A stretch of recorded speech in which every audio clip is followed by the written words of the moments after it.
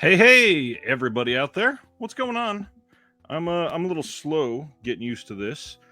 Tonight it is my son's birthday and we literally just ran in the door to get here on time. Um yeah, we just got back getting fat and happy, feeling extra fat in the shirt tonight. At Red Robin, gave my kid the choice of everywhere to eat and he couldn't make up his mind till the last minute. So we were later getting out than we expected, which wasn't great, but I'm here. I'm glad to see you. I'm glad to be with you. We got kind of a lot to cover this week, not a ton, but there are some really big ones, like Columbia Classics Volume 3 was officially announced this week, and we kind of had some leaks that this was coming earlier, but this one we found out that it was going to have a lot more. I don't really just want to say special features because there's a lot of stuff on this one that we did not see coming at all. So excited for that. Excited that you all are here with me, and yeah. Um, I feel like I had something else to talk about, but I don't. Uh, I guess I could give an update. The Patreon is going super strong.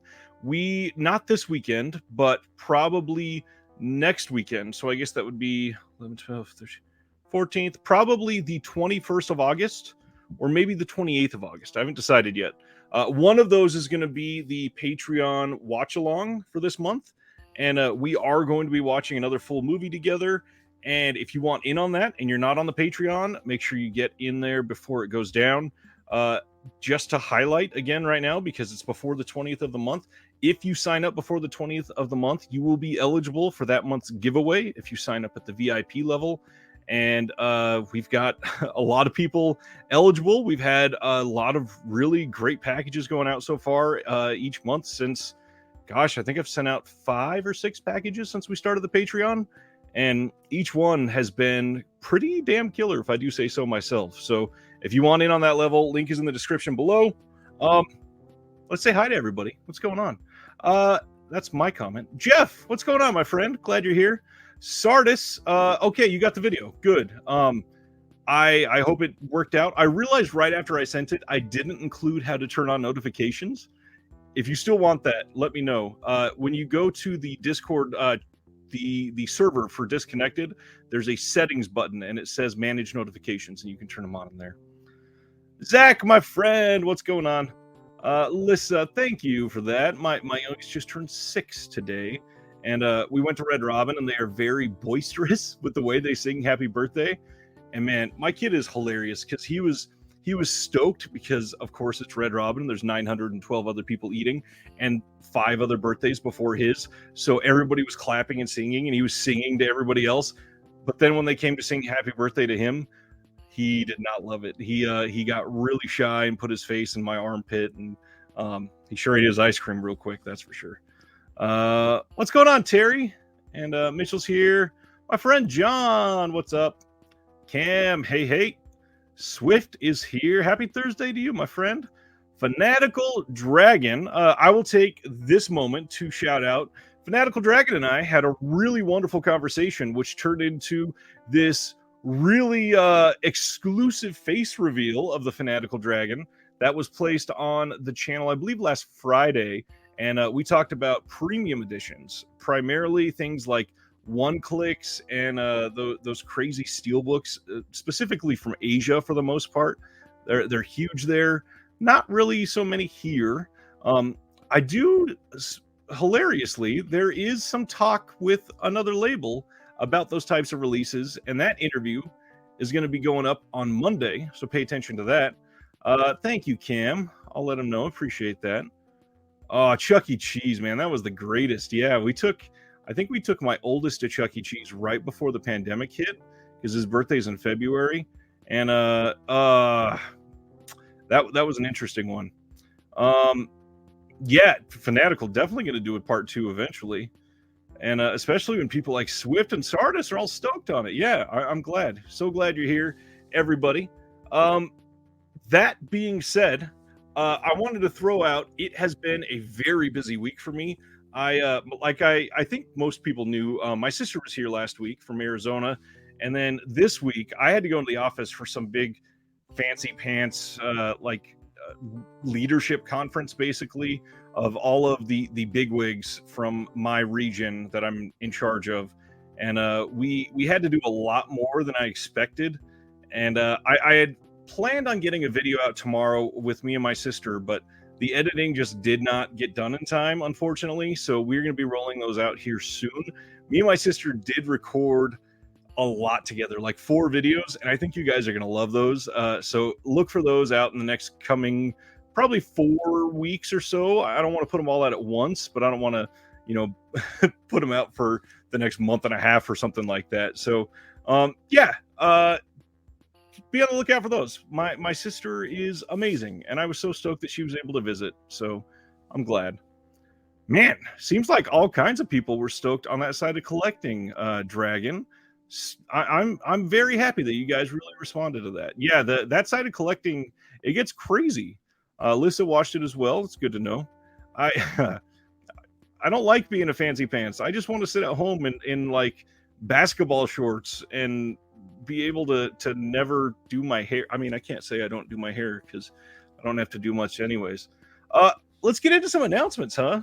I don't want to go. Oh, Sardis. I think Fancy Pants was a Bob Hope film. I think it was too. Yes. So this is going to be the big elephant in the room. So I'm going to talk about this real quick. By Fur brought up the Shawscope Volume 2.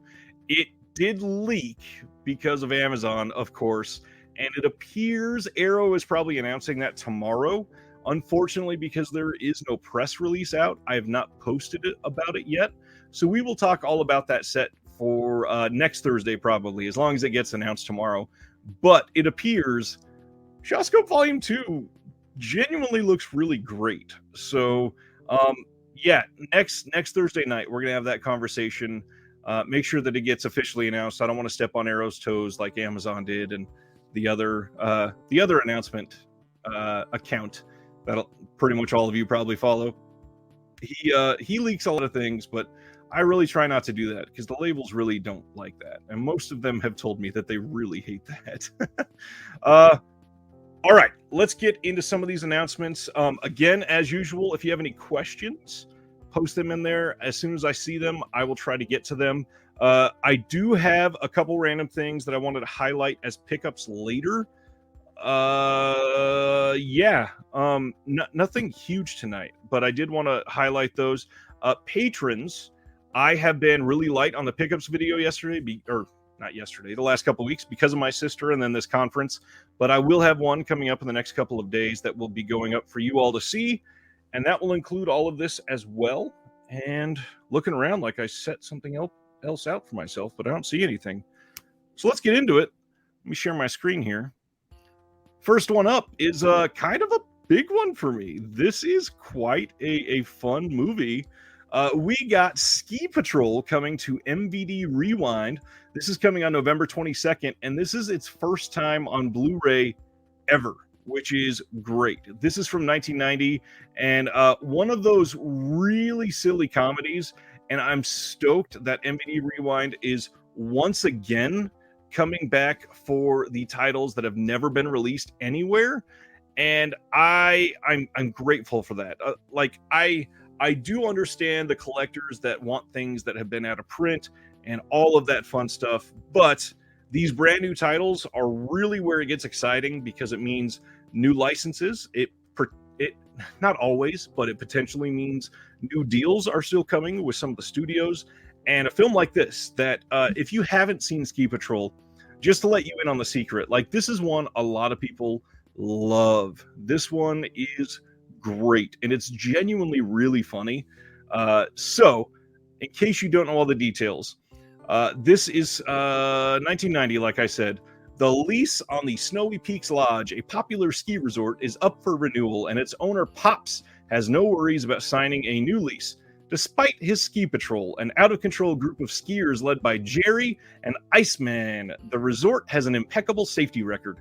However, a devious land developer, played by Martin Mull, has other plans in mind for the resort and hires the talents of a young blonde named Lance to undermine the ski patrol's efforts to keep the slopes safe. And there is all kinds of random faces that make not necessarily cameos, but like really short appearances in this. It's a very fun movie, very like madcap, like Police Academy type of film. And it looks like a great release. By the way, they did say this is not going to have a bunch of special features as you see here. Literally nothing but the original trailer and the VHS trailer. So because of that, they are going to cost less than most of their releases. And these are already, MVD Rewind is generally pretty cheap already. And so if they're going to be charging less, I would not be surprised if this comes out at like $17 or $18 MSRP, which means you can probably find this for like $13 or $14 fairly quickly. So be on the lookout for this one. This will be cheap, and I would highly recommend this even if you have never seen this. Let's see what's going on in comments.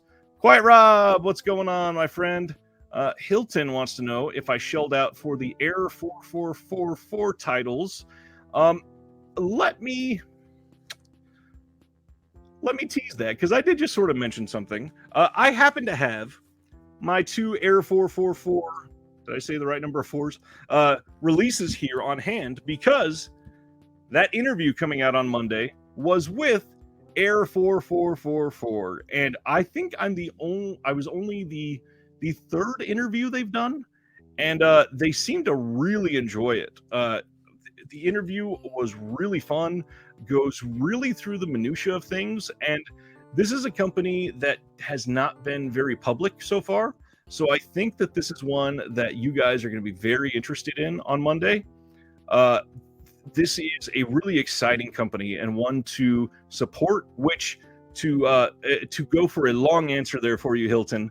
Yes, I definitely did. I've been waiting for Centipede Horror specifically for a long time. So that one, the moment that got announced, I was going to be on the pre-order train. But yes, it is going to look really great. And I would just say if you are interested in any of the Error 4444 titles so far, please come on Monday and listen to that interview I did with them. They are incredible people and really going to surprise you with some of the things that they say and talk about. The fact that we really knew nothing about them previously, it answers a lot of potential questions, and might I don't want to sell this like this amazing thing, but the interview might actually be a little inspiring to a lot of you, because they are kindly, what was that word? They are kind of just like a lot of us, and have been really big collectors, and they wanted to start a label, and they did. So we go into that quite deeply. So make sure you check that out on Monday. I think you're going to love it. Dustin's here. What's going on, Dustin? And Eric, one of my longest YouTube friends. Hello. Completely agree, Jeff. Jeff says that companies need to do more of that. If there are less extras, cut the price a little. The only time I really I understand keeping the price the same is if the license costs a lot. For example, like Fright Night, we're getting a massive, really loaded release from the studio. Trying to open a drink, sorry. Which I'm super grateful about. But because Fright Night is such a big title, if it had been light, but it was still going to be like a $30 title, I kind of would have understood. I mean, it's Fright Night. It's that wasn't cheap to license, I'm sure. But thankfully, the studio's putting it out themselves, so they don't have to pay for licensing. Video Man in, what is going on? He says, working day and night now on a new Tom Cruise movie. Very nice. Never time for relaxing with YouTube. Nice to have you on in the background. Well, thanks for letting me in and spending some of that time with you. Landed my biggest commercial a week ago, so there will be a lot of work for 4 weeks. Beautiful. I hope to hear what the commercial's for. Hopefully soon. Let me know if you can share what it's for. Going to film festival at the end of this month with the latest movie, biggest underground festival in Europe. Dang, very nice. Congratulations, man. You got a busy month ahead of you. That's fantastic. John, yes, John and I, we talked about this earlier. Cat 3 Forever. I really hope more of those titles come out. And just to highlight by Fur, he says 45 people watching. I hope there's at least 45 likes below. Go ahead and click that button. See if we can get some more people interested. Dead Sea Life, there you are. What's going on, my friend? Glad you have joined us. We are honestly still on the first announcement, so you've not missed much. So glad you are here. Next one is the next MVD title. They announced that Panther from 1995 is making, once again, its Blu-ray debut. So one of these on the left here, you're going to see cover A. This is the slipcover. And then on the inside, they will have cover B here. This is coming on November 22nd as well. This is not MVD Rewind, though. This is the MVD Marquee Collection. And again, like I said, making its Blu-ray debut for the first time ever, which is great. Ken, my friend, hello. Video Man, it says, my latest movie is called Pandemonic. That's a great title. A 90-minute movie that's been in the works for 30 years. Geez. Started filming in 87 on 8mm. Then on video in the 90s. That is, gosh, that's got to be intense. That's really awesome, though. Interesting. So you must have finished on digital then, I assume. That's great to see multiple formats. I would love to see that. So this one is kind of a big deal. For those that don't know, this is written by Melvin Van... Can't speak. Written by legendary filmmaker and author Melvin Van Peebles, who did Sweet Sweetback's Badass Song, based on his own novel, and then directed by Mario Van Peebles. Panther features an all-star cast, including Kadeem Hardison, Bokeem Woodbine, Jodan Baker, Chris Tucker, James LaGrosse, M. Emmett Walsh, Robert Culp, James Russo, Bobby Brown, and Tyron Turner. But this is, again, another light on features title, but this is one a lot of people know about, and kind of a bigger title, especially having Van Peebles attached to it. So I am stoked about this. I really hope that people check this one out. I believe I saw this shortly, probably about 4 or 5 years after this came out, and have not seen it since then because it's not been the easiest film to see. So can't wait to see this again. MVD Marquee Collection has already been a little bit cheaper, but again, they're going to be pricing this even less because they understand that. So yes, I do really hope that other companies take that action and really start paying attention, that if they are putting out a title with less features, they can potentially charge less. That would be nice, and I assume consumers would probably notice. Video Man says, just finished it in 2020. We'll just have 2 screenings before it is gone. What? 2 screenings before it's gone forever? Forever? I want a copy. Tom Savini, Christina Lidberg, Ailed Gale is acting in it. Very nice. Mr. Howard, how are you? Been a while, my friend. Let's check out the next one. This is from Cohen Media, which is a partner label of Kino Lorber.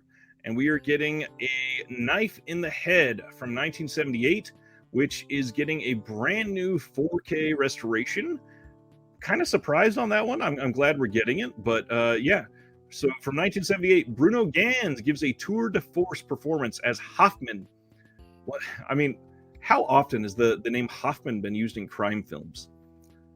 Hilarious. Anyways, he plays as Hoffman, an innocent bystander who survives a gunshot to the head by the police during a raid on a group of revolutionaries.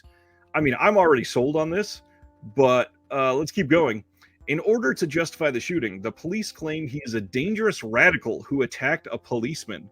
The leftist revolutionaries, in turn, claim him as a hero and victim of police brutality. As Hoffman struggles to recover from the trauma to his brain and memory loss, he must try to piece together what really happened that fateful night. Featuring a stunning first solo score by Erwin Schmidt, co-founder of the legendary krautrock band Can. And this is going to have an interview with the director and an interview with the exec producer.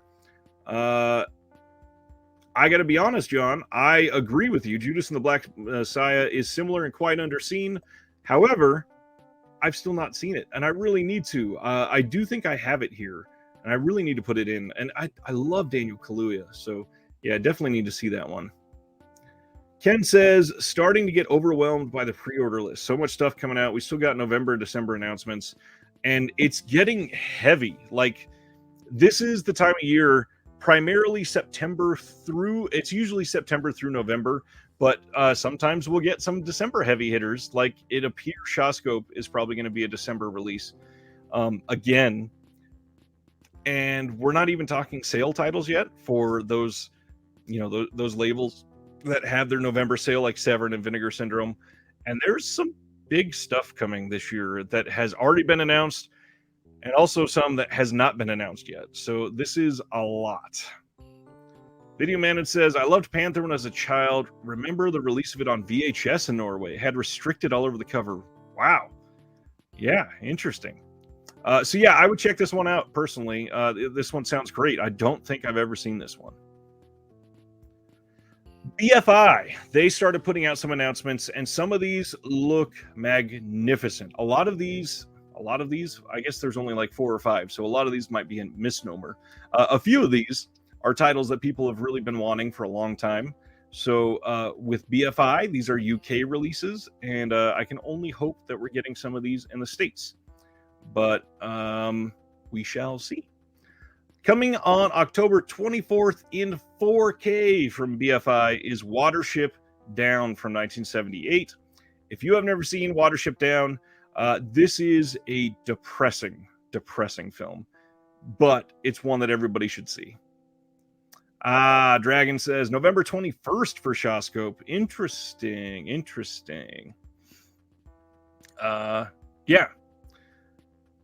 This one is an apocalyptic vision pushes a group of rabbits to abandon their warren in search of a new home in this landmark British animation. I think most people have seen this, so I won't go too much into detail. However, check this out. Newly restored in 4K by BFI and Silver Salt Restoration using the original 35mm NEG and stereo audio tracks. This landmark animation is presented in UHD for the very first time, and it looks like a solid looking release. We get the film on 4K on disc 1. It's got Dolby Vision and HDR10. Disc 2 has an HD presentation of the feature plus the extras. Most of these do not look to be brand new. Most of these are going to be reused legacy features. We got the Super 8 version of the film, conversation with the filmmakers from 2005, short featurette about the film's aesthetic, some other small things. We got newly created optional English subs for the deaf and partial hearing. And then there is a double-sided poster featuring the original UK quad and the 2022 re-release artwork, which I actually really like this new artwork. It looks really good. And then a set of 4 postcards that you can see at the bottom here, featuring iconic scenes, and then a perfect bound book featuring new writing on the film by Jay Stewart and Catherine Lester. And other extras to be confirmed, which means we may still be getting some new extras, which is really cool. Terry's asking, would this be BFI's first 4K? I don't think so. Didn't BFI release one of the let's see, who did they put out one from some huge filmmaker, right? Dang it. Why can I not think of it right now? Oh, it's good gosh, what is the name?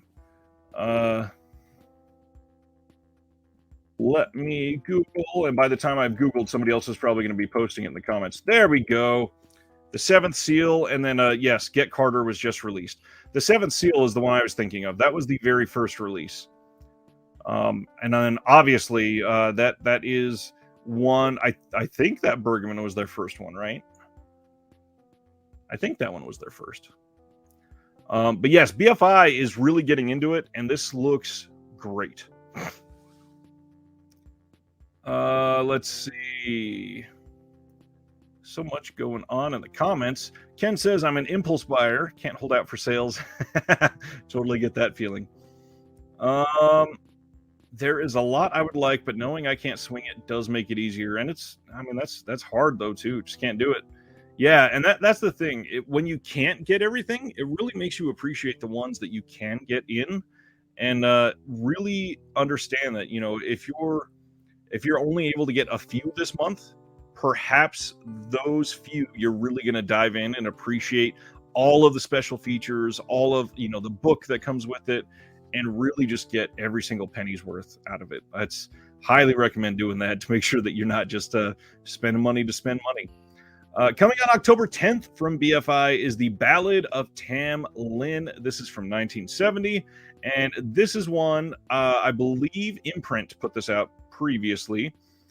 Loosely based on the traditional Scottish folk ballad, this 1971 rarity stars silver screen icon Ava Gardner as a mysterious and wealthy older woman who uses witchcraft to exercise control over a group of younger hippies and thrill seekers.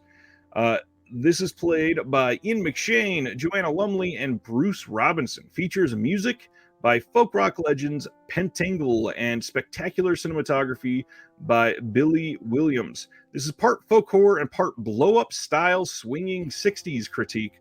This unique cult film is being made available for the first time on Blu-ray in the UK. And they are working on some other features on this, but we do have a new interview with the lead singer of the British folk jazz band that is featured in the film. And you got the old interview with Roddy McDowall on here, and a new booklet with new writing on the film by William Fowler. Hoping they get some other ones in here.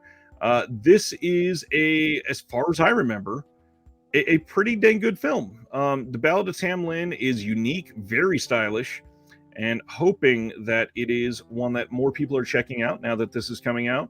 I would have liked to see this one on 4K, but I get it. This is probably not going to sell a ton for BFI. And for those that don't know, this is actually a part of the BFI Flipside line that they do. They've done some really good films on that Flipside line. Take a look for that. This is coming in October. And now this might be the one that people are most excited for from BFI, especially if you already had Watership Down. This is a film by Peter Greenaway that is called The Draughtsman's Contract. This is coming on November 21st from BFI, so this is coming in the UK. This is getting a brand new 4K remaster. This is from 1982, and it is in an apparently idyllic 17th century Wiltshire. An ambitious draughtsman is commissioned by the wife of an aristocrat to produce 12 drawings of her husband's estate and negotiates terms to include sexual favors from his employer. But when a corpse is dragged from the moat, the draughtsman's drawing may reveal more than he realized. Really, really glad that they did a new remaster on this. As far as I remember, this really needed it. And this will have some pretty great features. We get a limited edition 2-disc set. We get the Greenaway Alphabet, which is from 2017, an intimate portrait of painter and filmmaker Peter Greenaway, directed by his wife, excuse me, together with his daughter Pip. Greenaway formulates an alphabet that represents his personality and thoughts about art and life. And then we get an experimental short film also by Peter Greenaway. That one's from 1973. Audio commentary by the director, introduction by the director, an interview, some behind-the-scenes stuff, some deleted scenes, lots and lots on there. And then it still says other extras to be confirmed. So we might get even more, which could be a lot. Wow, lots of comments. Let's take a look at these. Ken is guessing. Indicator is, I think they hinted that they're coming out early next year with their first 4K.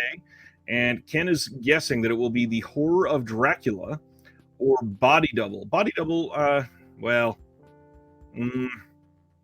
hope not. I mean, I get why it would make sense because it was their first title, but we'll see. Mitchell says there's a lot of talent in Tam Lin. Might want that one. It's a good title, yeah.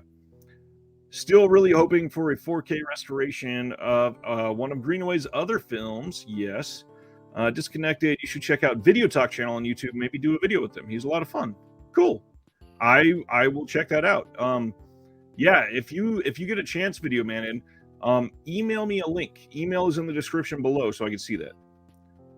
Pronounce Draughtsman's. Made that mistake back. Oh, got it. I've always heard it pronounced the other way. Man, my apologies. Good to know. Haven't seen this Greenway. Any company selling BFI in the US? Diabolic usually does, and Eric already answered that. Thank you. 4K Horror of Dracula would be great. That's the one with the longer Japanese cut on the last reel. Yes, it is. Yeah, BFI usually is available from Diabolic, and I believe this is actually already available for pre-order on Diabolic, if I remember right. Speaking of Bergman, we just talked about Bergman a minute ago. Coming on November 21st, they are putting out, still BFI, their Ingmar Bergman Volume 4 collection.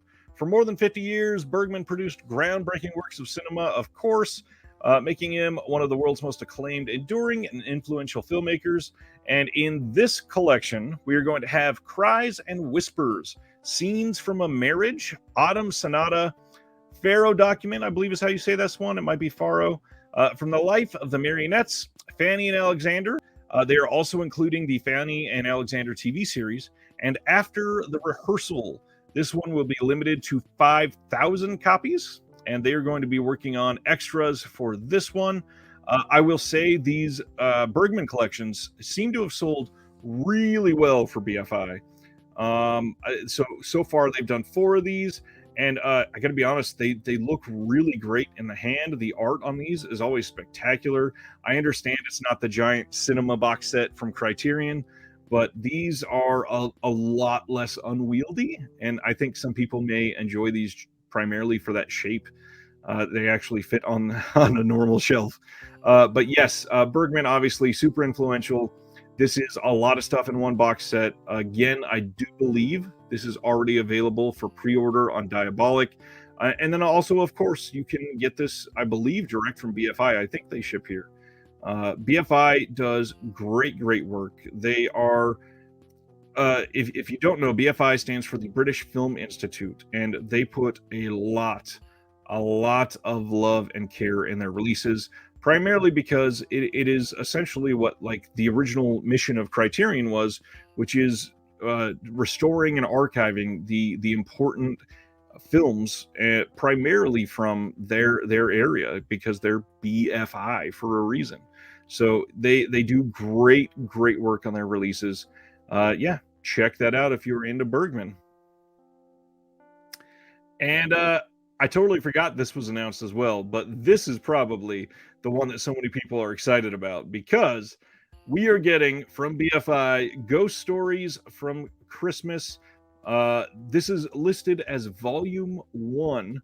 Broadcast in the dying hours of Christmas Eve, the BBC's A Ghost Story for Christmas series was a mixture of the seasonal schedules throughout the 1970s and spawned a long tradition of chilling tales which terrified Yuletide viewers for decades to come. This much requested release gives 4 landmarks of the series their Blu-ray debut ever, not just in the UK, ever, having been newly remastered by the BFI from the original film materials. These are all based on classic short stories by acclaimed writer M.R. James. His atmospheric settings and creeping unease are eerily realized in the seminal dramas that unleash evil spirits that will haunt and unnerve. I do have some of these on DVD, and they are good enough to upgrade. This is one I will definitely be paying attention to, because they are a great line.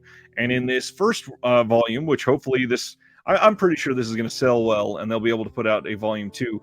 We are getting Whistle and I'll Come to You from 1968, The Stalls of Barchester from 1971, A Warning to the Curious from 72, and then The Lost Hearts from 73.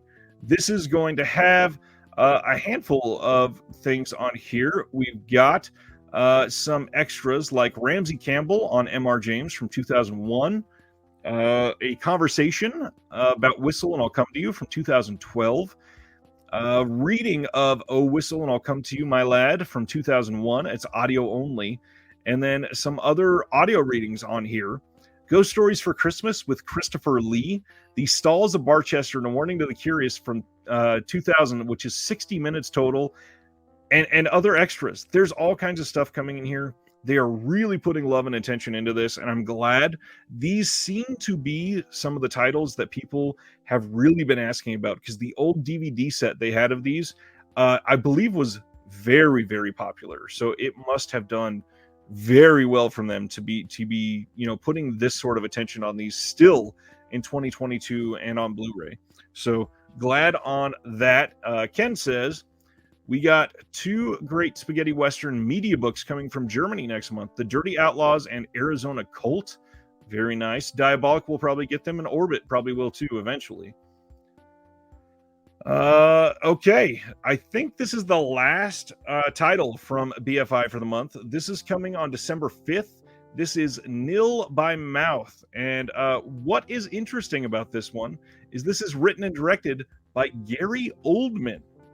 Gary Oldman revealed himself as a filmmaker of uncompromising talent with Nil by Mouth, his debut and so far only directorial feature. Set on a council estate in New Cross, southeast London, the area where Oldman himself actually grew up, a dysfunctional family encounters domestic violence, drunkenness, drug addiction, and petty crime. Featuring career-best performances from Kathy Burke, Ray Winstone, and Charlie Creed Miles, all superbly supported by Layla Morse and Jamie Foreman, Nil by Mouth was awarded Best British Film and Best Original Screenplay at the 97 BAFTA Awards. This intensely powerful and emotional landmark of British cinema has been remastered in 4K for its 25th anniversary by BFI, and this is the first time on Blu-ray anywhere in the world. Again, I will stress, that is so great that we are still getting titles like this that have never been on Blu-ray before. These brand new titles are so important to keep these labels going and to keep people interested in cinema and keep getting new art. Like, I understand the re-releases, but these are the titles that get me excited. What's going on, Dave? So glad to see you tonight. We are getting on this newly recorded audio commentary by Gary Oldman and the producer, interviews with the cast and crew, a perfect bound book featuring new and archive writing on the film, and also rare production materials from Oldman's personal archive. New subtitles, a trailer, and then new other extras are possibly coming as well. This is one I am supremely excited to check out. I don't think I've seen this one, but I adore Gary Oldman. I mean, the dude is a chameleon and has been an incredible actor his entire career. So I definitely need to see this one. By Candlelight. So, on October 11th, we're getting By Candlelight from 1933 from Kino Lorber. We are getting a new audio commentary by Troy Howarth on this one. And for those that don't know, this is directed by James Whale, who did Frankenstein, The Bride of Frankenstein, Invisible Man, stuff like that. And I don't think I've seen this one. And I'm kind of surprised about that. I can't remember anything about this, but this one is certainly on my radar. One I will need to keep my eyes on, because Whale is a great director, especially, I mean, 1933, they did not have a ton to work with. Another classic they are putting out on October 11th at Kino. We are getting Murder at the Vanities from 1934. This one has a new audio commentary by Anthony Slide, and we are getting subtitles on this, and that is it. This one has Kitty Carlisle and Jack Oakey, Victor McLaughlin, and Carl Brisson. They are starring in Murder at the Vanities, an artfully audacious pre-code musical comedy and murder mystery. There is so much in that. That sentence alone makes me excited. Anything pre-code is always exciting, primarily because there was just stuff that in the next few years they weren't going to be able to get away with. So I'm glad that we have stuff like this still coming. And I mean, 1934, we're talking, that's almost 90 years old. 90 years. Awesome. So glad we're still getting this. Coming from Scorpion, which is a partner label of Kino, we are getting Golden Girl from 1979. Now, this is getting a brand new 4K restoration, which was done by Studio Canal. a new interview with Susan Anton, which is really surprising. New interview with Nicholas Coster, new interview with the composer Bill Conti. We're getting the career highlights. And then a new audio commentary by Nathaniel Thompson and Howard S. Berger. Now, the odd thing here, this is showing a runtime of 105 minutes. Unfortunately, I believe that means that this is the cut version. They probably are not. They're probably actually not able to find the original elements for the actual longer cut, and I believe the longer cut is, if I can remember right, it's like 14 minutes longer or something like that. So it's not inconsequential. It's actually substantially longer. So I do believe that they are probably lost at this point. Because I'm sure that licensing those it wasn't going to be that much more difficult. But it's from 1979, so a lot can happen in 43 years. Let's see. Video Man, and I love Imprint, but they are the most expensive company out there. I completely get that. They cost me $70 for a single release. I mean, yikes. Importing from the US. I mean, we can get them here usually for about 30. I don't believe one title would be 40 to ship to you. Obviously, buying direct would be something that you'd prefer, but I mean, Orbit and Diabolic both ship internationally. So if you could, I mean, try to group some together if you really want some Imprint. I think that might be the best way to do it. And now, for those that don't know, Diabolic actually announced that they are doing pre-orders on Imprint titles now. For a long while, they were not doing any pre-orders on Imprint because they did not know how many they were going to get. But now they are actively getting like an ample supply of them, so they're not worried about selling out. So Imprint has gotten very, very popular very quickly, which is surprising. Like, people just talk about Imprint like they've been around for a long time. They are a partner label, I guess, or it might even just be like a line from Via Vision, which is a big label in Australia. But Imprint itself really only released their first title, I believe, in May. I think it was May of 2020. I think it's May of 2020. It might have been May of 2019, but I believe it was 2020. And they are, gosh, I'm trying to see from here. I think they're already up to like 150 or 160 spines, which is crazy in that short period of time. I think we've talked about this before, but they just impressed the hell out of me. Let's get back to Golden Girl. For those that haven't seen it, this is actually a really, really good film. This says, gorgeous Susan Anton, who was in Cannonball Run 2, stars as an untried female sprinter who enters the Olympics, claiming that she will win an unprecedented 3 gold medals. But when one man, played by James Coburn, falls in love with her, he unravels the bizarre history of her training and the tough money men who stand to make millions if she survives. Directed by Joseph Sargent, this is one that has Jessica Walter, Michael Lerner, Robert Culp, a whole bunch of names in this one, and tennis great John Newcomb. Golden Girl is a winning sports story with a unique sci-fi twist. And they really made this a really unique film. Definitely, I would check it out. 25 or 30 for the title, then 20% in tax to get them into the country on top of the shipping. That comes to 20 from the USA or 30 from Australia. Jeez. Okay, yeah, I get that. Yeah, so 20% in tax, you're already looking at 30 plus 20 shipping, so 50, and then 20% tax, so $56 if you get it from Diabolic. I mean, yikes. That's a lot. I mean, obviously that's for one title, so if you can spread the shipping out on a handful, it's a little less per title. I mean, you could probably bring it down to like 40 per, but that's still a lot. And that's not even talking the box sets, and Imprint does a lot of those. I mean, I've got one right next to me still. This is the Jim Sheridan set that they just put out, and spending some time with this one. And I mean, this thing is like 80, 85. So shipping on that would probably be 20, 25, and then your tax on top of that. So yeah, you're looking at probably 140, 150 for that one all in.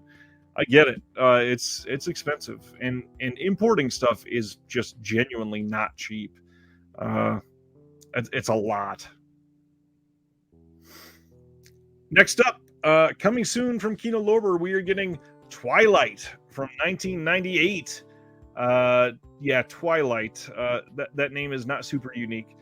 This one has a hell of a cast. We got Paul Newman, Gene Hackman, Susan Sarandon, James Garner, Reese Witherspoon, Stockard Channing, Giancarlo Esposito, Liev Schreiber, Jason Clarke, and M. Emmett Walsh. That is a wild mix of a cast on this one. This is coming soon. We don't have a date on it yet. I think I saw this one back in the day, but then again, I don't have a lot of memory of it, which makes me think maybe I didn't, because I would think with this cast, I feel like I would remember it, but I don't know. I might have just been a little young and repressed some of those memories, because I repressed a lot. 1998. Hopefully we get that one soon, because I'm interested in that one. We got word from Synapse that they are putting out Street Trash and Just Before Dawn. This was perhaps slightly premature.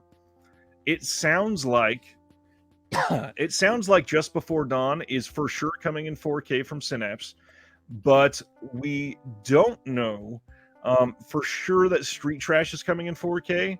It sounds like it is quite likely, and they should be able to do that.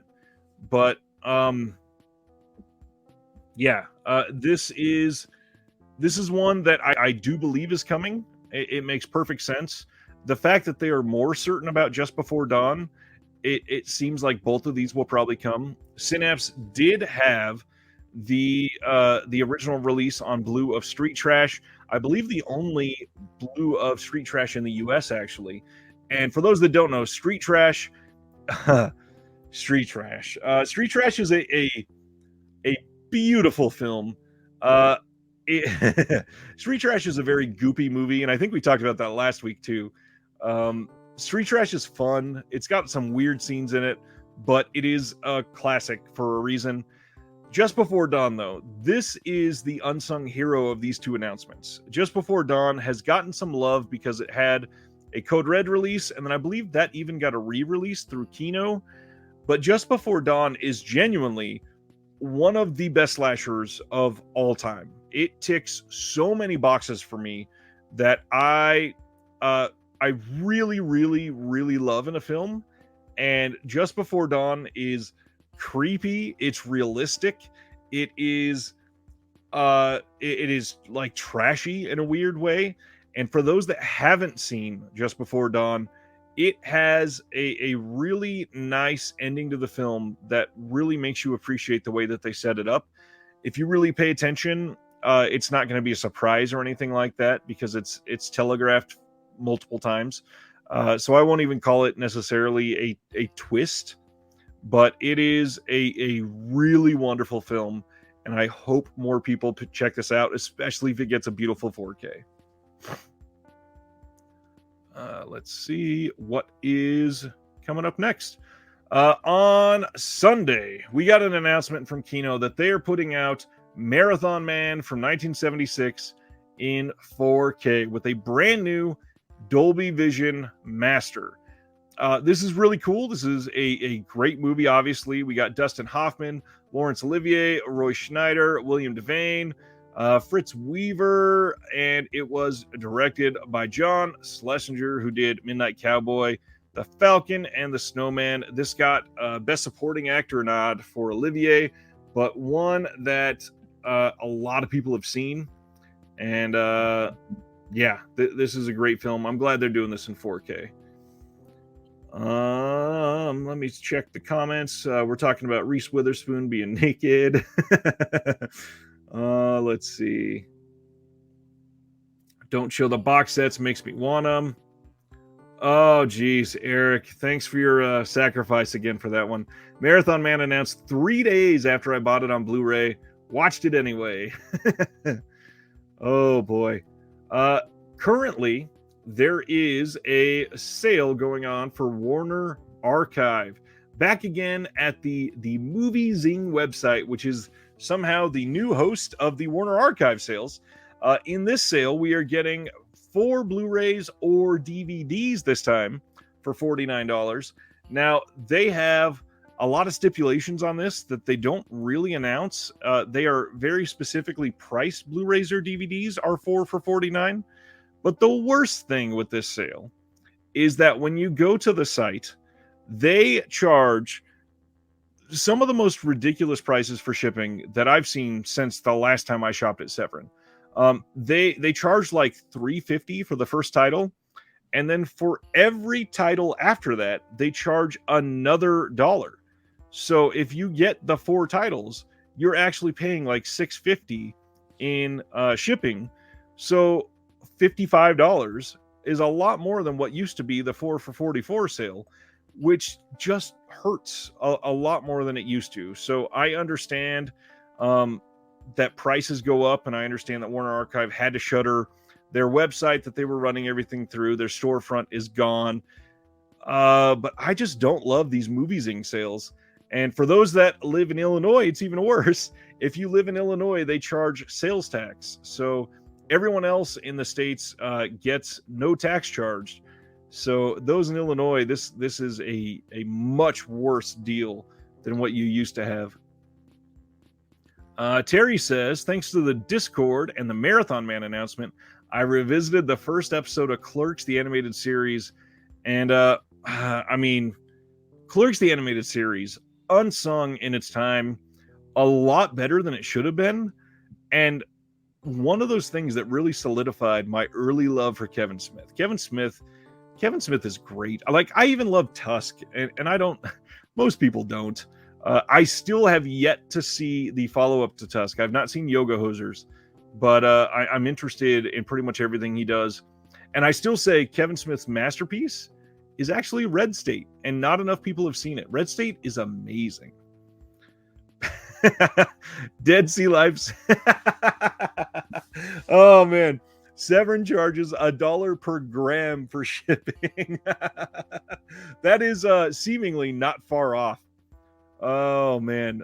Brian says, no more sales. I bought 27 DVDs from the Severin sale. Jesus.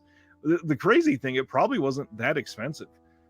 Either way, what's going on, Brian? I'm glad you're here, my friend.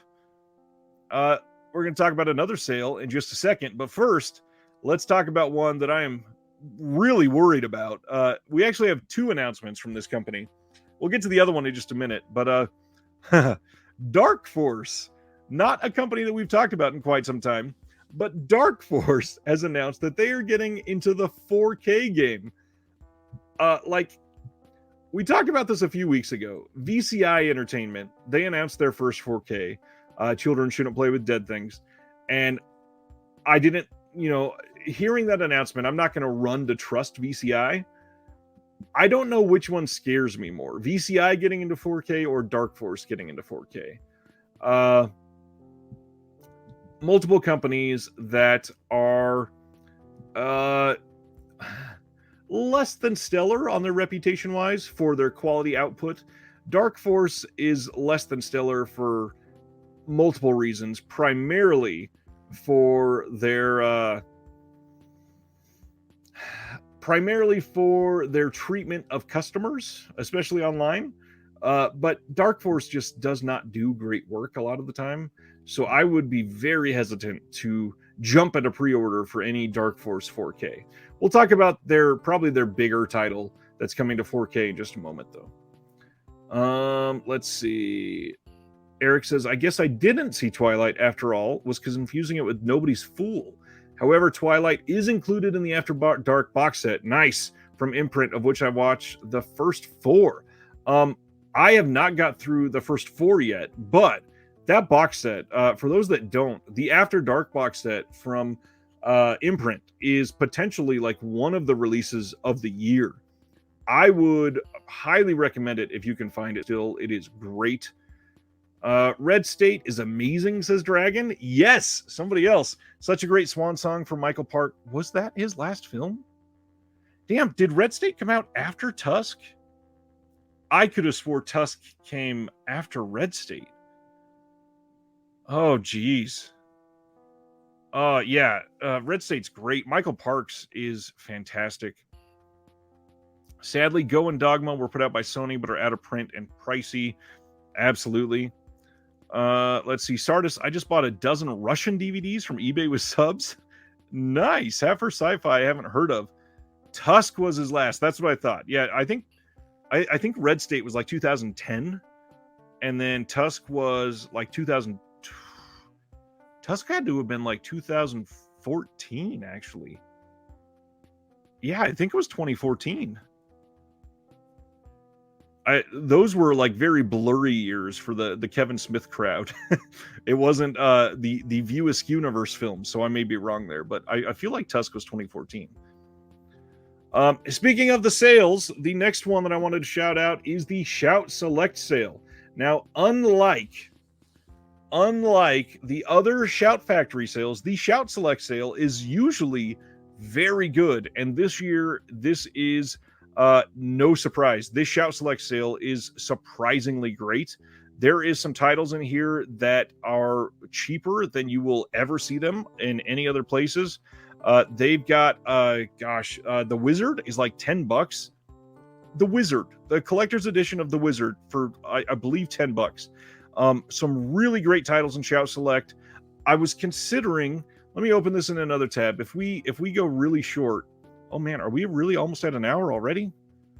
Man, I may be putting my foot in my mouth there. I was going to say if we go really short, I might browse through the Shout Select sale, but we may still go there. The Shout Select sale is really great. If you are light on Shout Select titles and you're hankering to spend some money, I would consider the Shout Select sale because they do some good stuff on that line. Out of nowhere, Kino Lorber dropped this random bomb a few days ago and announced their film noir The Dark Side of Cinema volumes 12, 13, 14, and 15. And all of these are getting brand new 2K remasters. So in number 12, we are getting Undertow, Outside the Wall, and Hold Back Tomorrow. Number 13, we are getting Spy Hunt, The Night Runner, and Step Down to Terror. Number 14, Undercover Girl, One Way Street, Appointment with a Shadow. And then, finally, on number 15, Man Afraid, The Girl in the Kremlin, and the Tattered Dress. I mean, there are so many titles in these. I'm shocked that they dropped all of these at once to announce them. They don't have release dates on all of them. I believe number 12 is coming very soon because it's up for pre-order right now. There are so many titles in here that I have just literally never seen. But also, I think we're getting kind of to the point where on these, we have to question a little bit if they're technically film noir. I mean, they've put out, I think by the time they're done with this series, if they stop at 15, it will be 47 titles, if I'm remembering right. And that is a lot, first of all, to come out of nowhere from Kino with 15 box sets of film noir. And they are starting to really dive deep on the end here and kind of stretch the definition of film noir. Let's see. Oh yeah, definitely. Hans is reminding Indicator will probably release some of these in their Universal Noir series, so I will hold off. Yes, they undoubtedly will. Indicator and Kino have released a lot of the same sort of titles. Nathan is here. What's up, my friend? Hope you're doing well, Nathan. Sardis says, To the Stars, The Hard Way, and The End of Eternity, which I've already watched. Nice. The others should be in next week. Shout sale and the Warner Brothers sale kicked my butt, says Spaghetti. And then last comment on Red State. Quiet Rob says, Red State felt like a departure, absolutely, from what you expected Kevin Smith to put out back then. Really good movie and a great ending. Yeah, I think the ending is what really solidified it for me. Like, I enjoyed the film, but when the ending came, and it's actually sort of like what was the actual truth there? Yeah, it really stuck for me. Yeah, Red State Red State is so good, so good. I hope we get another release for that soon. This one. So on Monday of this week, I released a video interview with two of the only two gentlemen from Deaf Crocodile, which, if you don't know, the two gentlemen from Deaf Crocodile are kind of like legends in the industry. They have some wild stories. This video is long. If you haven't watched it yet, it's literally almost an hour and a half. And the crazy thing is, I could have probably talked to them for another 3 hours and still just barely touch the surface, especially from Dennis Bartok from Deaf Crocodile.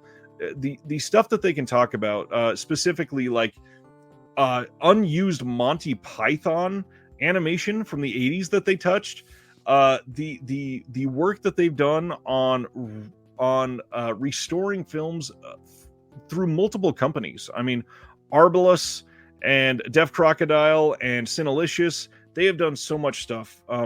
Most of you have probably already watched this, so I'm kind of just preaching to the choir.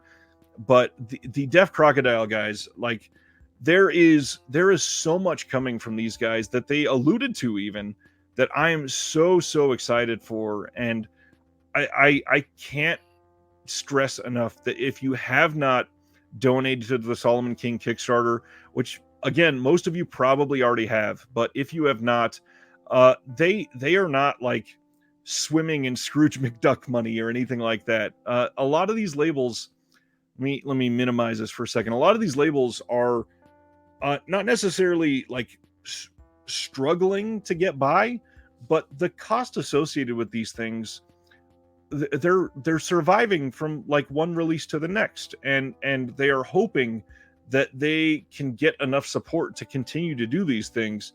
But a release like Solomon King, that they had to go above and beyond to restore everything, the color grading, if you look at the work that they have done, primarily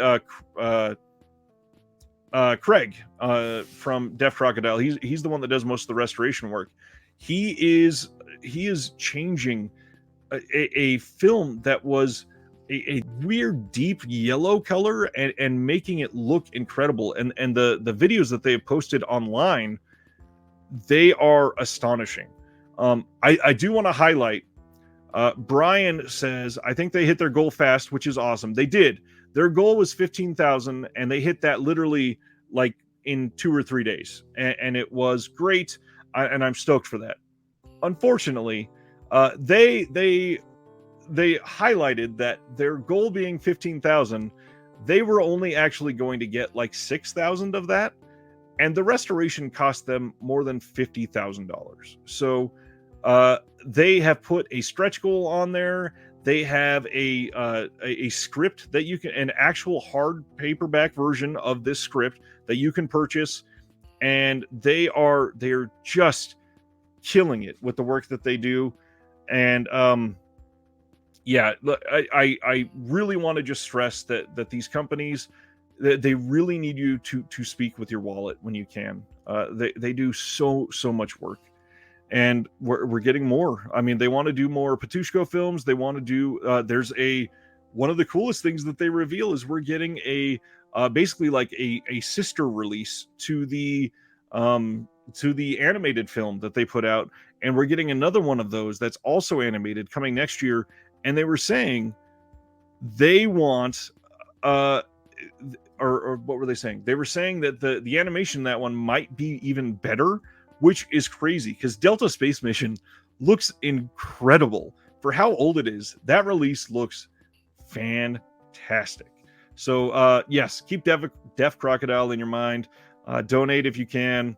That Kickstarter just needs support. Let's look at Visual Vengeance.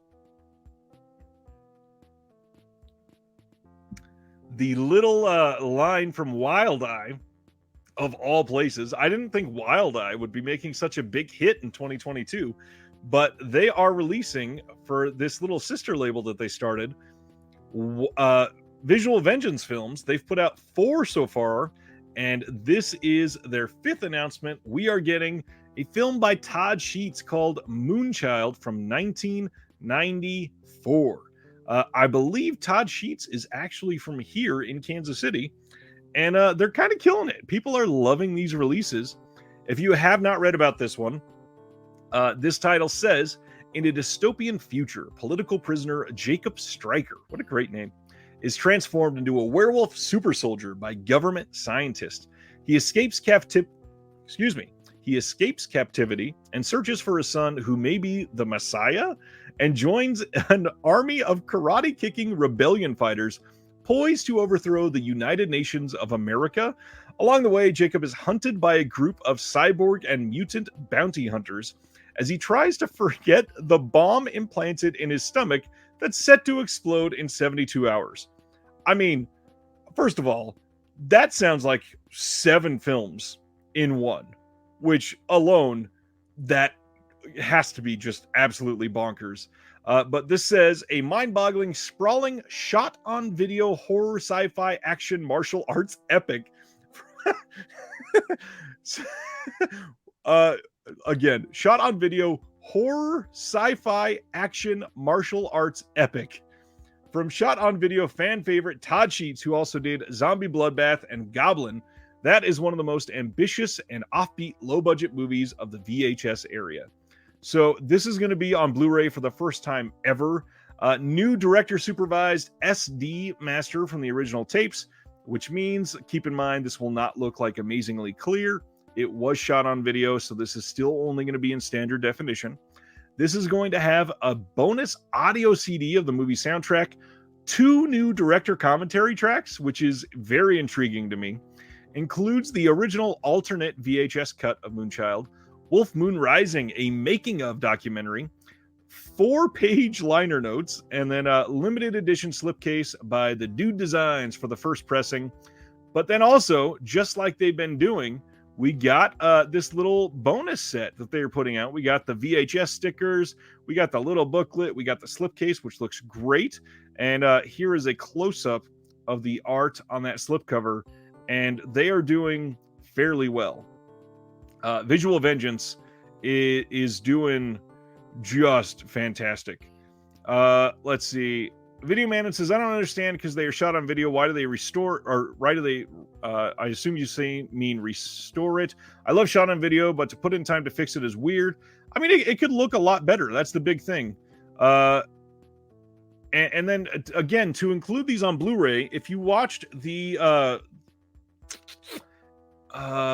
let's see, Saturn's Core, that's who it was. If you watch the interview I did with Saturn's Core, Ross went really into detail on why these are being put out on Blu-ray. And one of the main reasons, and a film like this actually shows how they are taking advantage of it as well, is that they are able to put a lot more on the disc. So they are able to put on multiple commentaries on these. Saturn's Core, they put on bonus films. I do understand the frustration with buying an HD disc for a film that is in only standard definition, but at the same time, these movies are great, and they are, some of these are, this is the best they're going to look primarily. So yeah, if you're into it, take a look, because Visual Vengeance is kind of killing it this year. And I also realized while looking at that, I may have been wrong. I thought this was the 5th title announced, but on there, they've got a little spine that says VV07. I know John is super into these. Am I not thinking of a couple of titles? Did they already announce 2 others that I just completely forgot about? Anyways, the next one from Dark Force. So this is that bigger title I alluded to. We are getting Dead Pit on 4K, the film that Dark Force has put out. Oh gosh, I think on 3 different releases, or God, maybe it's even 4. So this will be release number 4 or 5 that they've done of Dead Pit, and they did say that this is going to have one of their crazy slipcovers on it. But again, it's Dark Force, and I don't know that I trust that. And this film is probably not going to look amazing in 4K. Like, if they're doing great, I'm totally fine with that. If they're somehow able to make these look amazing, I will definitely support them. in one way or another eventually. Dead Pit is, I don't love Dead Pit, but I own it still. It's a classic. I just want somebody to release this finally and give me the exact same style of slipcover that the VHS had, where you press a button and the eyes light up green. I need that in my life. Dead Pit is an interesting film. I don't love it. If somebody disagrees, by all means, have your opinion. I just don't love Dead Pit. Let's see. Video Man, and you were totally fine. I mean, the film could be 1 gig without losing any quality at all. I worked with video for 10 years. There's nothing more to gain from it. Sorry, bad English. There's no apologies here. I fully support it. You're doing the best that you can. I'm all about it. If I gave the wrong word, by all means, correct me.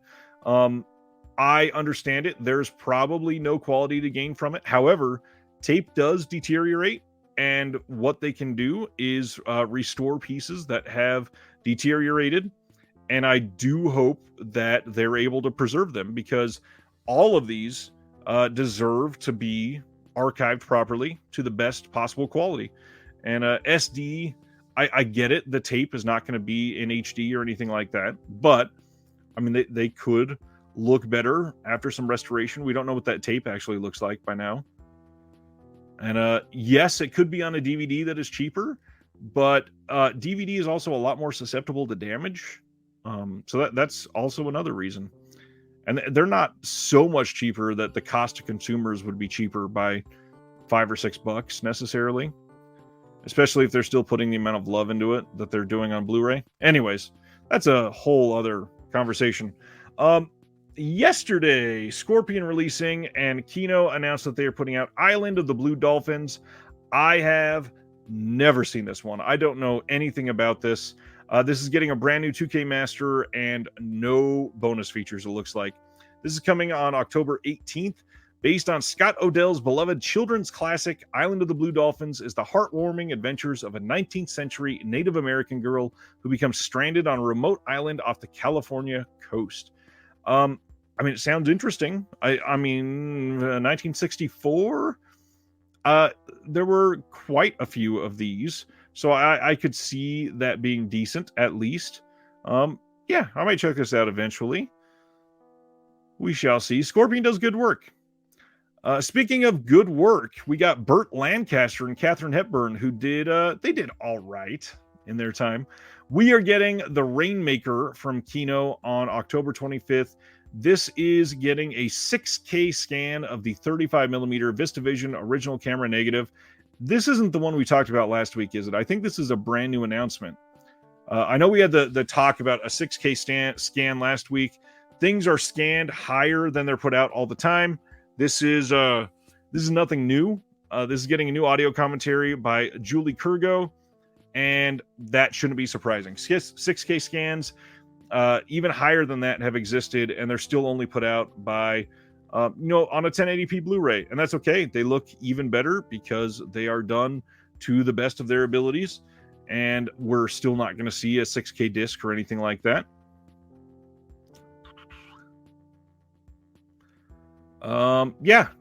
Obviously Burt Lancaster and Katharine Hepburn, they do good work.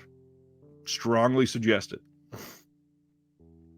One that I wanted to highlight, because we don't talk about independent horror enough on here, Don't Fuck in the Woods Part 2 is coming on December 13th, and this is done by a company called Concept Media, and they put out the original Don't Fuck in the Woods, and this movie is coming out through Wild Eye, which they are the ones that do Visual Vengeance, like we just talked about. This is going to have a slipcover, folded poster, and a bunch of bonus features, including, blooper reel, deleted scenes, behind the scenes image gallery, original producer trailer, and then a bonus feature-length documentary called What Happens in the Woods, the story of Don't Fuck in the Woods, behind the scenes making of featurette. The first one is cheesy, funny, modern horror, and they're decent. I certainly want to check this one out. I've not seen the sequel yet because it hasn't been released yet, but the original was fun. I've got the original here on Blu-ray.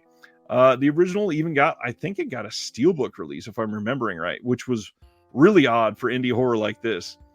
But yeah, check it out. Wild Eye. Some of their stuff has been decent. Most of their DVD titles that are modern like cheesy horror, they're not great, but they're normally very cheap, thankfully. Dead Sea Life says, I didn't see the first Don't Fuck in the Woods. I won't know what's going on. I will say it is a very difficult scene to follow, and it's fun. If you're into any sort of indie horror, it's worth it. I'm actually going to be talking about indie horror in just a minute, but not right now, because right now, let's talk about November 15th. We are getting a catalog Quentin Tarantino in 4K from Lionsgate by way of Reservoir Dogs. Now, we don't have a lot of information on this one yet. I really hope that they did this right, because the release that they did of Inglourious Bastards, it wasn't the best 4K. It wasn't like an absolute failure of a 4K, like we've seen for like Terminator 2 or Pirates of the Caribbean or anything, but it just wasn't great. It wasn't anything that really stuck out as a fantastic release of a fantastic film that it deserved. Now, Reservoir Dogs, this is an important film, and I really want to see them do this right. So I'm kind of worried about this. This is a great film, and obviously most people on here probably love Tarantino. I love Tarantino. This one is special because it's one of the first couple Tarantino that I saw, and I love this cast. Like, Tim Roth has always been one of my favorites. I think that he is captivating in every single role that he does, and Reservoir Dogs is just, it's one of those movies that's got it. Obviously that's a very like film bro way to talk about it, but this film just has something, and it's amazing. I really hope they do this one right. More details to come on that one. We'll talk about that later again, I'm sure. Another sort of indie horror, we are getting Tiny Cinema on October 11th from Epic Pictures, and this will probably come through their Dread line. Don't know for sure that this is coming from Dread, but it'll come either from Epic or Dread. And Tiny Cinema is about a mysterious stranger tells the twisted tale of seemingly unconnected strangers whose lives will change in incredible and bizarre ways forever. As reality unravels, each person must battle incredible challenges from a multiverse seeking answers on the essential questions of life, death, love, and the fate of our future. Now, I don't want to dismiss this because of this, but I also kind of shudder at any indie film right now that is about a multiverse in any sense of the word, because it just feels like the cool thing to talk about right now. Obviously, the MCU has been talking about a multiverse for far too long at this point, and one of the best movies of all time that just came out this year, Everything Everywhere All at Once, was a multiverse film. So I hope this is decent. Epic Pictures is one that I've liked previously, one that I think could do better, and one that I'm hoping soon we actually get some behind the scenes information on Epic and Dread Pictures specifically that we can have a guest on to talk about with us. But yeah, I don't know that this is one I'm super excited about. Quiet Rob says it's Reservoir Dogs 30th anniversary. If they drop the ball on this one, it will ruin the holidays for me. Completely agree. Can I do a show about 4K releases that are so bad they are better off on Blue? Finances are tight for some. Dropping cash on a bad 4K is not a good thing. Yes, that is actually something that I have a running list of that I've been planning for some time. So I'm hoping that I can get that out soon. I've been trying to get like not an exhaustive list, but a decently long list that we can talk about. And completely agree, John. DC TV did the multiverse years before Marvel, starting with The Flash. Yes. Yes, they really did. And it's just too much at this point. I don't want it to saturate. And I don't know. It may just be me being a curmudgeon about it, but It's too much. We don't need more multiverses, which by definition is impossible because there's an infinite number of them. All right. So let's get into what I think is the most exciting thing to talk about this week. And that is Columbia Classics Volume 3. So, this release looks so good that I had to make multiple posts about this just to house all of the details because this looks incredible and loaded, especially when you compare it to the first two releases, which must have done very well for them because this looks insane to say the least. The amount of things that they're adding to these films. I'm not going to go into deep detail on each of the films. We're going to talk about what they are, but a couple of reminders here. Columbia Classics. This is put out by Sony and Columbia because Sony owns Columbia, and Sony does they still do by far the best 4K restorations of catalog titles from any of the studios. The only ones that I would say could compete with Sony are actually the boutiques, which by definition they should be doing at least as good as these studios, if not better on some of these, because they're doing up-to-date restorations on a lot of their 4Ks. Now, the hard part is a lot of these studios, they do their own restorations because they've been housing the elements for so long. So the studios kind of have a step ahead, but other places like Universal, they've tried with a lot of their 4Ks, but they've bungled a couple of them. They don't look amazing. The biggest offender, obviously, Disney. Disney 4Ks are not great. They are notoriously bad on the sound front. It is so bad that people have coined the term Atmos because instead of Dolby Atmos, why did I say Atmos? Instead of Dolby Atmos, the Disney 4K releases are usually just a static sound, and they call it Dolby Atmos, even though it's not moving from channel to channel, which is the whole point of Dolby Atmos. So it's frustrating. Especially because they're the biggest, they're like one of the biggest companies in the world at this point. They have the catalog of some of the most beloved films of all time, and they either don't do anything with it or they screw up the release so bad that they completely ruin it, like the first Pirates of the Caribbean that came out and everybody just said, what is this crap? So all that to say, this is exciting because the first two Columbia Classic sets are filled with 6 films that are gorgeous in 4K.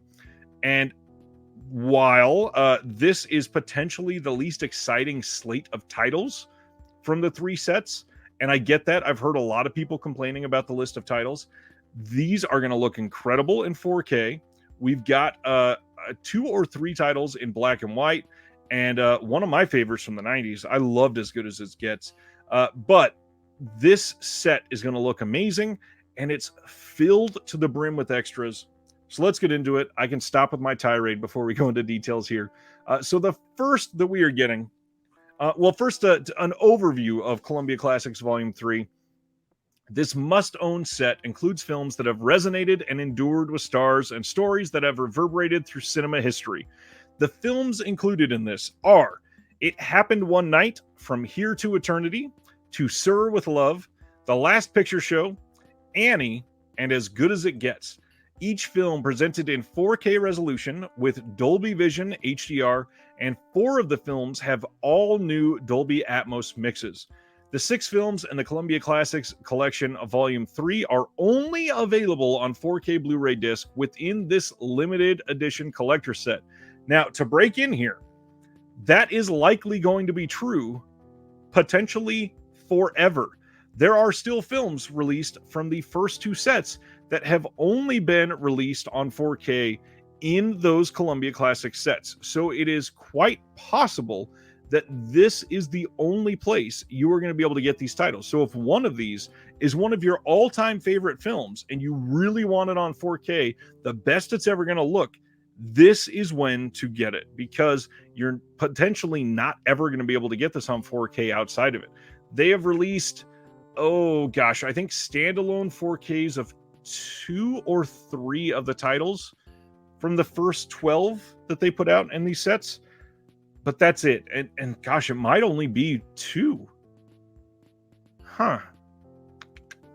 Anyways, this is again, going through this, included with the collection is a gorgeous hardbound 80-page book featuring in-depth sections about the making of each film. Within the set, via 6 all-new incisive essays from renowned writers, including a special exclusive essay from award-winning writer-director James L. Brooks on his own 1997 classic, As Good as It Gets. The set also includes a variety of rare related features and TV episodes, expanding the worlds of several of the included films, some of which haven't been available in decades. From a 1932 cinematic incarnation of Annie to a nearly 5-hour 1979 TV miniseries adaptation of From Here to Eternity, and more. These supplemental editions round out this must-own gift set, perfect for the holidays. We are going to dive into this now and go through what each bonus is. So for It Happened One Night, obviously this is Clark Gable and Claudette Colbert. This is a classic black and white film. We get a 4K Dolby Vision, like they said, and then a new from this, You Can't Run Away From It, a 1956 remake of It Happened One Night starring June Allison and Jack Lemmon, which has also been remastered again in HD, brand new. There's also an audio commentary featuring Frank Capra Jr., and Frank Capra Jr. remembers It Happened One Night in a featurette. They also have a featurette about screwball comedy, and then the original live radio broadcast. Next one is From Here to Eternity. This one is one of the ones with the Dolby Atmos audio. Let me see, was the first one? No, the first one was the original mono. So this one has Strength and Sacrifice, the making of From Here to Eternity. We get a Eternal History Revisited, brand new featurette. And then from 1980, a new From Here to Eternity TV pilot starring William Devane and Barbara Hershey, presented in standard definition, and some other making ofs and other excerpt featurettes that we got on there. The next couple, we got To Sir with Love. This one has the Dolby Vision HDR presentation, the original mono audio, 5.1 audio, and then a new tribute to Sidney Poitier. From 1974, we get a new To Sir with Love pilot with Harry Rhodes starring in this rare TV adaptation of the 1967 classic, presented in high def. We got an audio commentary featuring Judy Geeson and film historians Julie Kurgo and Nick Redman. We got a whole bunch of other stuff, audio commentary featuring the novelist, and then new To Sir with Love 2, the 1992 TV movie sequel to the 1967 classic, starring Sidney Poitier and directed by Peter Bogdanovich himself, presented in HD. I mean, a full-on TV movie sequel is included as a bonus feature. There is so much in here. We got acting featurettes, To Potter with Love featurette, all brand new, and then a whole bunch of archival extras. And that's just the third title. We're only halfway through it. This is such a great, great box set. This next one, we got The Last Picture Show. This has the mono audio commentary featuring Peter Bogdanovich, a tribute to Peter Bogdanovich, and then a look back documentary and a discussion with Peter Bogdanovich. And then we have Annie with a whole bunch of people. This is the classic Annie that everybody pretty much saw growing up at this point. This gets a Dolby Atmos restoration, brand new Dolby Vision HDR 4K from the OCN and all that. But then these extras, we got a new Little Orphan Annie from 1932 featuring Mitzi Green as Annie, newly restored and presented in HD. Fantastic. We get a cast audio commentary featuring all new reflections from Carol Burnett, Anne Reinking, Tim Curry himself, Tim Curry, and Roseanne Sorrentino. I mean, the fact that we're still getting a new commentary with Carol Burnett and Tim Curry, astonishing that in 2022 we're able to put those voices on this set that we can listen to again. Tim Curry just it has been a very sad last, gosh, I don't remember how long it's been since the stroke, but he is out there working his ass off still. Obviously he's stuck in a wheelchair, but he is doing everything he can to keep his legacy alive and happy. There's a new conversation with Eileen Quinn, behind the music with Charles Strauss, looking back behind the scenes, and then a couple other featurettes and a sing-along with Annie, a whole bunch on there, and then a musical performance by Play, It's a Hard Knock Life. Just so much in here. This is ridiculous. And then finally, for me, this is probably the most exciting of the 6, just because this hasn't had a great release yet. In fact, I think Imprint put this out. Maybe. But this 4K is going to blow it away. If they did. I can't even remember. But this cast, this film, it is great. And the fact that it's a 25-year anniversary, this is crazy. Helen Hunt, Greg Kinnear, Jack Nicholson, and Cuba Gooding Jr. star in the James L. Brooks hit comedy As Good as It Gets. And this one, we are getting Dolby Atmos audio, which is great. Audio commentary featuring the director, Jack Nicholson, Helen Hunt, Greg Kinnear, the editor, producer, and composer, Hans Zimmer is even included. We got new deleted scenes, some intros, the original ending that was they called Kiss Her Man. There are new behind-the-scenes footage in this, new the making of featurette, some sound bites, and then an exclusive bonus disc called From Here to Eternity, which includes the nearly 5-hour 1979 TV miniseries starring Natalie Wood, William Devane, and Peter Boyle, presented in HD. So much.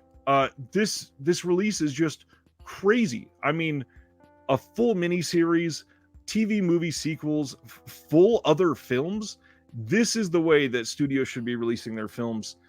And I really wish that Columbia could do this like twice a year. Yes, As Good as It Gets was released on Blue by Twilight Time. I didn't love that release. The Imprint one was decent, but obviously this is going to be the way to watch it. As Good as It Gets is a wonderful comedy. I just love James L. Brooks. The very last one, we got some details on Dressed to Kill. This is coming in 4K from Kino on October 25th, making it a perfect holiday pickup for Halloween. This, of course, stars Michael Caine, Angie Dickinson, and Nancy Allen. This is the slipcover, and then the inner art is this classic look. We get brand new HDR Dolby Vision Master from a 16-bit 4K scan of the OCN. New audio commentary by author Maitland McDonough. Don't know why I said it the wrong way first. But then we get a new interview on disc 2 with Nancy Allen, a new interview with the associate producer and production manager, Fred Caruso, a new interview with Keith Gordon, and then a whole bunch of archival interviews, featurettes, documentaries. There's even the 43-minute making of from 2001. If you've never seen Dressed to Kill, this is a very good De Palma movie. One that I don't think gets a lot of love, considering what De Palma has morphed into throughout the years. He's had quite a different types of styles, probably 3 or 4 different eras of De Palma, and Dressed to Kill is a very good one. What's going on, Skolder? This is literally the last announcement. There's my sister. What's going on, Courtney? Yeah, Dressed to Kill. I'm actually curious if Courtney's seen this one. Probably not. This is probably one she would like quite a bit. Michael Caine, amazing in this movie. But yeah, I would consider picking that up if you are into De Palma. That is it for announcements for this week. And that took a lot longer than I expected. That Columbia Classics, that took so much time all by itself. Let's go into the details of what is releasing on Blu-ray next Tuesday. We are getting on August 16th the Scream Factory 4Ks of Child's Play, Child's Play 2, and Child's Play 3, the Shout Select 4K of Red Dawn. The Jurassic World Dominion, I believe, has settled on coming out in 4K next Tuesday. Oh, the release date of that one has been up in the air a few times, which has been odd. What's Eating Gilbert Grape and Coneheads are getting their catalog release on Blu-ray. What Women Want as well. Black Phone, this is finally coming out next Tuesday. For those that didn't know, because we talked about it on the show, but Scream Factory never announced it at all. Child's Play 4K and Red Dawn 4K, those are both coming out on a Best Buy exclusive steelbook, which is really odd. They have not done that as exclusives with Best Buy before. And those are also coming out next Tuesday. Of course, is Black Phone good? Knowing your taste, you would really like it.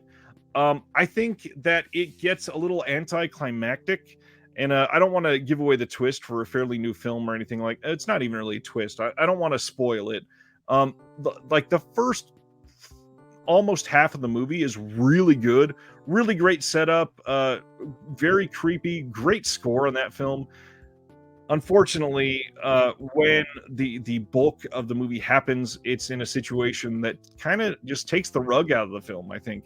The Black Phone ended up being something that it fell flat at the end for me, and it's still good. It's just not the hotness that everybody was describing it as. That's the thing. It seems like nowadays with people talking about films, it's either like the greatest thing to come out this year, or it's a completely dogshit film. And The Black Phone sits squarely in the middle. It's a good, competent movie, but it's probably not one that I'll want to rewatch every year for the next decade or anything like that. We are getting the Criterion. We're getting the Safdie brothers film Daddy Longlegs next Tuesday. I'm guaranteeing a lot of people are going to be picking that one up in the November sale, I'm sure. So many people are clamoring for Johnny Mnemonic in black and white. That's finally coming next Tuesday. Electroglide in blue, that is a Kino title. That'll be here next Tuesday. The other Criterion, Frownland, that is coming out as well. Barb and Star go to Vista Del Mar. Really great modern comedy. But once again, the studio releasing the 4K like a year after the Blu-ray. Why? I don't get this one. So many people bought the Blu-ray that they were like, yeah, we got Blu-ray sales. Now let's release it on 4K. Anyways, Barb and Star is actually a fun movie for a modern comedy. Let's see. The other ones coming out, we are getting, let's see. They went That Away and That Away. This is the Tim Conway film that's coming out from Kino. Denise Calls Up, that is coming, I believe, from Paramount, and not a whole lot else coming in terms of boutiques. A couple more big ones coming out before the end of the month, I believe. Yeah, we got the Dog Soldiers coming, Paths of Glory, but we'll be talking about those next week, of course, on Reconnected. All right, we have been here for an hour and 40 minutes. I'm going to go through a few things, like I said. Highlight some things, some really cool things. First off, I was talking about indie horror earlier. And actually, let me try to not do this by the microphone because I know it'll sound like crap. Get this open so it doesn't glare too bad for you. If you have never heard of Gator Blade Films, there's a couple indie horror directors that have put out some films, and they're not always great, but they're fun, and they keep things going. But it's always important to support these people. We've talked about indie horror in here before. I just got in one that I backed a while ago. The cheerleader sleepover slaughter, which is promising to be full of nudity and blood and hilarity and just amazing. I mean, there's also a bonus film on here called The Housewife Slasher. And let's see. They even included a little poster or picture in here. Don't know why I said poster. Yeah, I mean, that's interesting at least. I would keep an eye on indie horror if you have not been. And then the other thing, I wanted to talk about the fact that we don't have a lot of people still talking about the fact that we're getting Fangoria still. And we got a really cool cover featuring The Weeknd, which is an incredible musician and has done some really cool stuff in makeup over the last few years and been telling some really interesting stories. I really dig The Weeknd, and Fangoria is always on top of cool stuff like this. There's stuff in here about Nope. You can see in the corner there. They talk about Nope. They talk about Cronenberg. They talk about The Weeknd. Just want to remind everybody they're out there, and it's not like over expensive for an entire year. But the last one, really wanted to highlight. Finally got in the latest wave of Mondo Macabro titles. Love Brides of the Blood Mummy. I got number 45 out of 1200 on that one. And then Jess Franco's The Other Side of the Mirror. And then thank you to Jared for also pairing these up, number 45. And then their final title in this bundle, The Horrible Sexy Vampire. Now, Mondo Macabro was actually the first label that I had like a true interview with on this channel earlier this year. I did speak with Justin Declue from Gold Ninja Video last year, but that was about a very different thing. He had an Indiegogo at the time. We didn't go into as much detail as I've been doing now. Justin Declue was great, but I've grown a lot since then as an interviewer.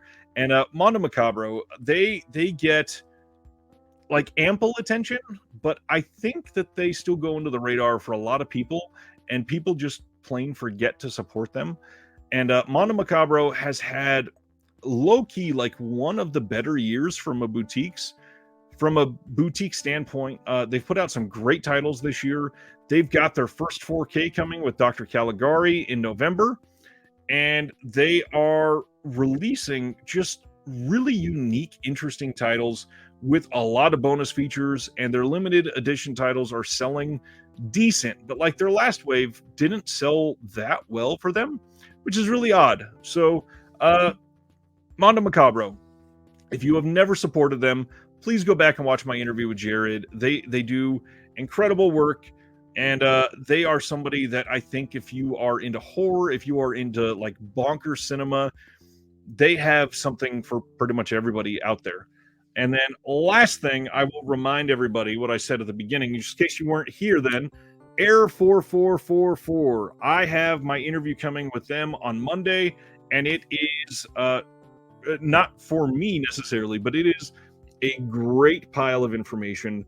Very young dudes with some inspiring takes on cinema, on starting a label, and I think that most of you will probably really enjoy it. Be on the lookout for that. Other than that, I think I might be done. Is anybody really dying to see the Shout Select sale, or have any questions? Anything I can help with before we call it a night? We've gone a lot longer than I expected already, to be honest.